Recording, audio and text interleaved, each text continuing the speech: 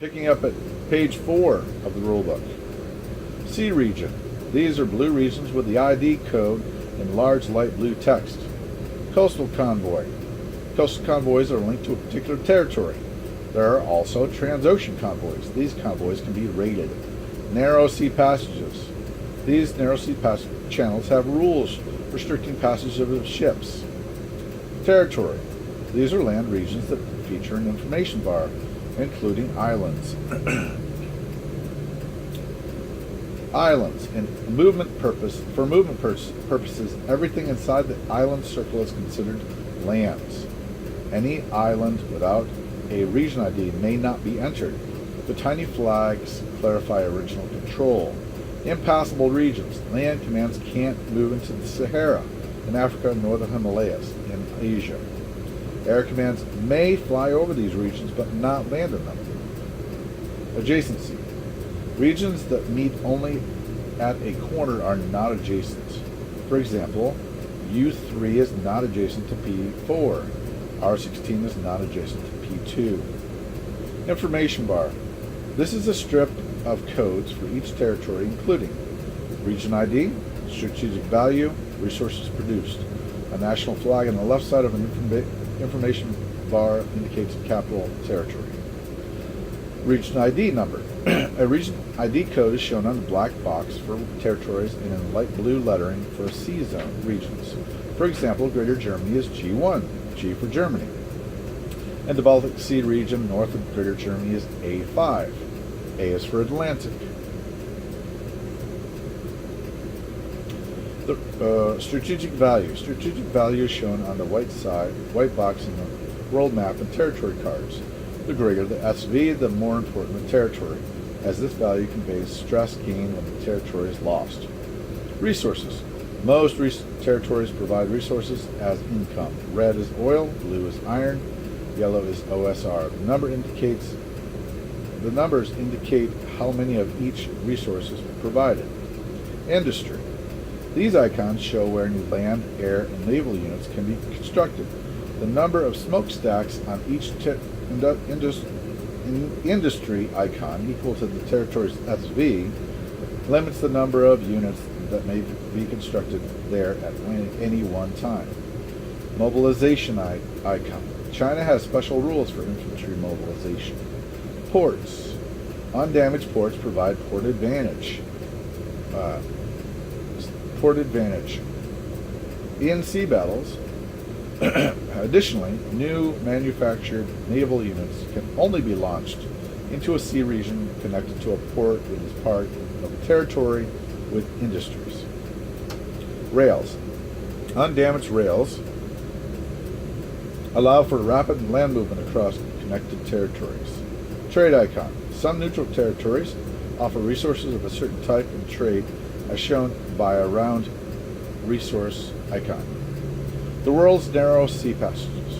Narrow sea passages restrict sea movement, naval commands, and troop transports, and are represented in red with white dots. Sea region border lines and channels, Suez and Panama. Friendly nations may pass through freely. You or an ally must control or be aligned with Central America, the territory to pass through the Panama Canal. Control Egypt to pass through the Suez Canal. Control both Denmark and Norway to pass through the Danish Strait. Control Gibraltar to pass through the Strait of Gibraltar.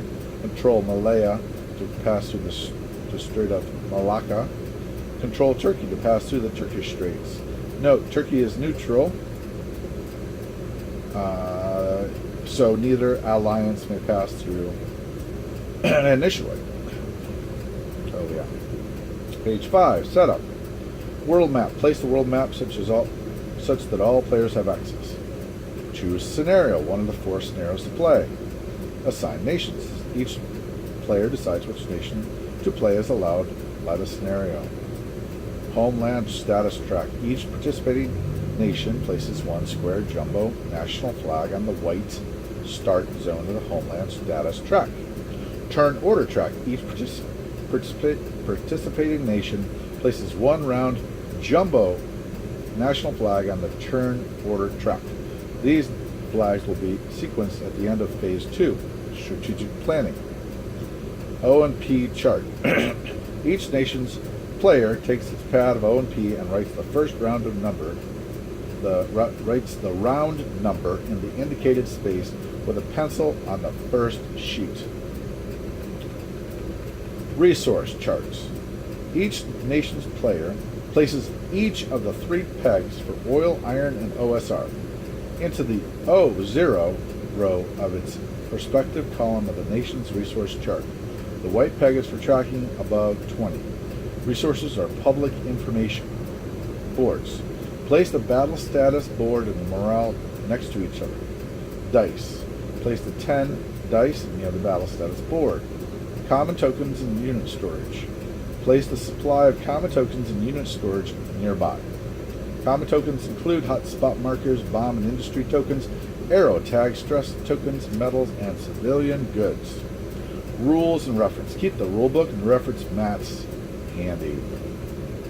Page 6, setup. National components. Each player claims the relevant nation's storage tray of components, which includes command tokens, national flags, and starting territories. Cards.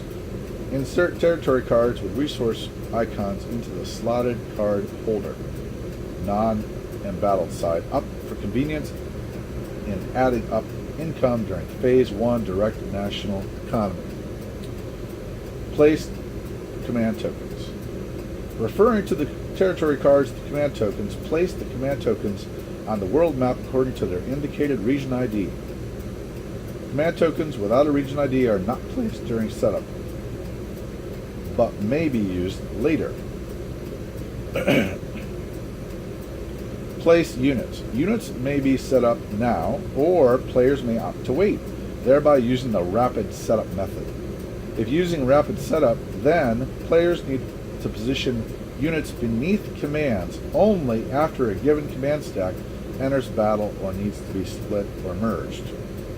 If not using the rapid setup method, place land-air units of the designated type under each command token to form a command stack now.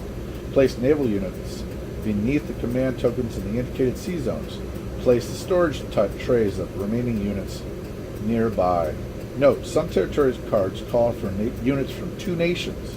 For example, the territory of Great Britain starts the game with both British forces and U.S. forces. The Solomon Islands is the only region to start the game with opposing alliances present, both present. Phases.